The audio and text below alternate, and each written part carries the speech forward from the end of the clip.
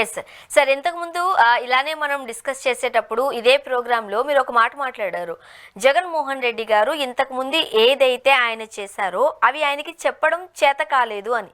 ఇప్పుడు కడపలో సేమ్ ఫ్లెక్సీలు దర్శనమిస్తున్నాయి.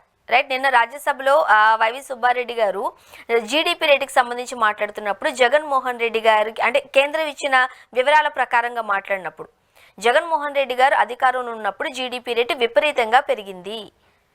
రైట్, సో దానిని ప్రజలకు తెలియచేయడంలో వివరించడంలో జగన్మోహన్ రెడ్డి గారికి చేత కావడం లేదు, ఫెయిల్యూర్ అయ్యారు అంటూ. ఫస్ట్ ఆఫ్ ఆల్ ఈ ఫ్లెక్సీల ఏమనుకోవాలి, ఎట్లా అర్థం చేసుకోవాలి? జగన్మోహన్ రెడ్డి గారికి జనరల్గా ఏ మనిషికైనా పుట్టిన ఊరు, తల్లిదండ్రులు, జన్మనిచ్చిన తల్లిదండ్రులు, పుట్టిన ఊరు చాలా పాఠాలు నేర్పుతూ ఉంటాయి. కష్టాలు వచ్చినప్పుడు బాగా నేర్పుతాయి. కడప జిల్లా నుంచి చాలా పాఠాలు వాళ్ళు నేర్పించే ప్రయత్నం చేస్తున్నారు. తమ బిడ్డ కదా, కడప జిల్లా బిడ్డ కదా, ఘోర పరాజయం వచ్చింది. ఎందుకు పరాజయం వచ్చిందో మన అమ్మా నాన్న కూడా కొడుకు కానీ కూతురుకు కానీ ఇబ్బంది వచ్చినప్పుడు తల్లిదండ్రులు చాలా సీరియస్గా ఆలోచించారు, మనవాడికి ఎందుకు ఇబ్బంది వస్తుంది, ఎట్లా బాగు చేయాలని. ఆ రకంగా జగన్మోహన్ రెడ్డి గారికి జన్మస్థలం తల్లి లాంటిది. ఆ జన్మస్థలం చాలా నేర్పిస్తూ ఉంది. పులివెందులకు కూలి నేర్పిస్తూ ఉంది, కడప జిల్లా కూలి నేర్పిస్తూ ఉంది. ఆయన తొందరగా అర్థం చేసుకోవాలి. ఈరోజు కడపలో వచ్చిన ఫ్లెక్సీలైనా, నిన్న జరిగినటువంటి పులివెందుల ఎన్నికలైనా పులివెందులు ఏమి నేర్పిస్తూ ఉంది? మీకు చాలా మంది దూరంగా పెట్టేశారు, మిమ్మల్ని ఫ్రీగా కలవడానికి యాక్సెస్ లేకుండా చేసేశారు, అందువల్ల చాలా బాధల్లో ఉన్నారు, మీకు కొన్ని విషయాలు తెలియట్లేదు కాబట్టి బారికేడ్లు తొలగించుకోండి అని పులివెందులకు చెప్పింది సొంతూరు. ఇప్పుడు సొంత జిల్లా ఏం చెప్తా ఉందంటే మీరు చేసిందన్నా చెప్పుకుంటున్నారా లేదా అని చెప్తా ఉంది. చేసింది చెప్పట్లేదు చేయనట్టు చెప్తున్నాడు. కొన్ని ఎక్కువ చెప్పేస్తున్నాడు, కొన్ని చెప్పట్లేదు. ఇప్పుడు ఉదాహరణకు బటన్ నొక్కడాన్ని ఎక్కువ చెప్పేసినాడు. చెప్పాల్సిన వాళ్ళకి చెప్పినాడు, చెప్పకుండా వాళ్ళకి కూడా చెప్పినాడు. ఇక్కడ రెండు ఉన్నాయి. వైసీపీలో చెప్పింది చేసింది చెప్పట్లేదు అనేది పాక్షిక సత్యం. చెప్పకూడదు ఎక్కువ చెప్పడం కూడా కొన్ని సందర్భాలు చేస్తున్నారు. ఈ బైఫర్కేషన్ జరగాలి. ఇప్పుడు ఉదాహరణకు మీకు కొన్ని చెప్తేనే మీకు ఇష్టపడతారు, మీకు చెప్పకూడదని చెప్తే మీరు బాధపడతారు. ఇప్పుడు బటన్ నొక్కడం అనేది అందరికీ చెప్తున్నారు. ఇప్పుడు బటన్ నొక్కడం ద్వారా సంక్షేమ పథకాలు అందాయన్న వాళ్ళకే చెప్తే వాళ్ళు సంతోషిస్తారు, సంక్షేమ పథకాలు అందుకునేవాడికి. సంక్షేమ పథకాలు అందని నాకు సంక్షేమ పథకాల వల్లనే మాకేదో అన్యాయం జరుగుతూ ఉంది, మాకు జీతాలు రావడం, ఉద్యోగులు కూడా బటన్ నొక్కడం చెప్తారు. ఇది సమస్య వస్తూ ఉంది. ఆ ప్రొఫెషనలిజం వైసీపీ కోల్పోయింది. కాబట్టి ప్రొఫెషనలిజం లేకపోవడం వల్ల చెప్పాల్సిన సమయంలో చెప్పాలి, చెప్పిన తర్వాత కాదు. కాబట్టి చెప్పాల్సిన సమయంలో చెప్పకపోవడం, చెప్పాల్సింది చెప్పకపోవడం ఆ పార్టీ చేస్తున్నటువంటి పొరపాటులు. మీకు బెస్ట్ ఎగ్జాంపుల్ నిన్న ఒక వార్త వచ్చింది. ఏంటి ఆ వార్త అంటే, జగన్మోహన్ రెడ్డి గారు ముఖ్యమంత్రిగా అయిన తర్వాత, ఓడిపోయిన తర్వాత ఫర్నిచర్, సీఎం క్యాంప్ కార్య ఫర్నిచర్ వచ్చింది. గవర్నమెంట్ ఉన్నప్పుడు చేసుకుంటారు కదా, ఓడిపోయిన వెంటనే దాన్ని తిరిగి ఇచ్చేవాళ్ళు కదా. ఇచ్చేసినప్పుడు దాన్ని ఇవ్వలేదు జగన్మోహన్ రెడ్డి అని వాళ్ళు నోటీస్ ఇచ్చే పేరుతో రాద్ధాంతం చేసి పెట్టారు. కానీ తమాషా ఏంటంటే, జగన్మోహన్ రెడ్డి గారు ఆఫీస్ నుంచి ఒక లెటర్ పోయింది. సీఎం క్యాంప్ కార్యాలయం ఉన్నప్పుడు మాకు కొన్ని ఎసులుబాట్లు పెంచారు, మీరు తీసుకోబోదలుచుకుంటే కార్యాలయంలో ఫర్నిచర్ తీసుకెళ్ళిపోండి, లేదా మాకు ఇవ్వదలుచుకుంటే మేము డబ్బు కట్టేస్తాం, అంటే మా పార్టీ ఆఫీస్కి వాడుకుంటాం, డబ్బు కట్టించుకుంటారా తీసుకెళ్ళిపోతారా అని వైఎస్ఆర్ కాంగ్రెస్ పార్టీ ఆఫీస్ నుంచి లెటర్ రాశారు. వాళ్ళు స్పందించాల ప్రభుత్వం, దాంతో కోర్టుకి వేశారు. ఇప్పుడు కోర్టు నోటీస్ ఇచ్చింది, వైఎస్ఆర్ కాంగ్రెస్ పార్టీ నుంచి సీఎంగా ఉన్నప్పుడు ఇచ్చిన క్యాంపు కార్యాలయం ఫర్నిచరు మీరు తీసుకుంటారా, డబ్బు తీసుకుంటారా, ఆ విషయం స్పందించండి స్వామి అని కోర్టు వాళ్ళు ప్రభుత్వానికి ఆదేశించారు.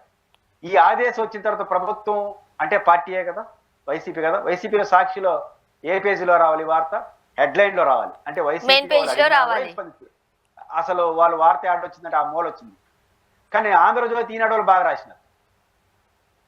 తమాషా ఏంటంటే, వీళ్ళకి ఎప్పుడు నెగిటివ్గా రాసే పత్రికలేమో బాగా రాశారు, వీళ్ళు నెత్తిన పెట్టుకోవాల్సిన వీళ్ళ కోసమే పుట్టిన సాక్షి వాళ్ళు అసలు పట్టించుకోరు.